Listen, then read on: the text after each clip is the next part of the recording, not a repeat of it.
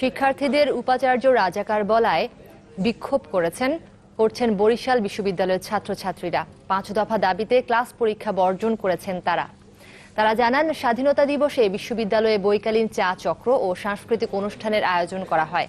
সেখানে আমন্ত্রণ না জানানোর প্রতিবাদ করেন শিক্ষার্থীরা।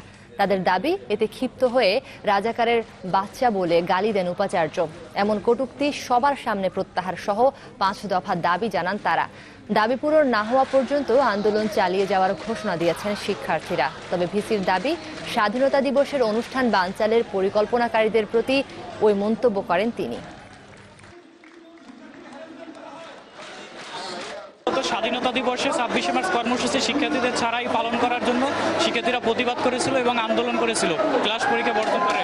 কিন্তু যারা আন্দোলন করেছিল তাদেরকে বিসি স্যার রাজাকারের বাচ্চা বলে গালি দিয়েছে। মুক্তিযোদ্ধা চেতনার একজন মানুষ যদি আমাদের এভাবে পুরো ইউনিভার্সিটির শিক্ষার্থীদের রাজাকারের বাচ্চা বলে দাবি করে, সেখানে আসলে কিছুই বলার নেই। আমাদের ভর্তি কি দেয় না, এরপর আমাদের কথায় জরিমানা, এরপর আমাদের স্টুডেন্টদের আইডি কার্ড, সেটাই আমরা পাই না।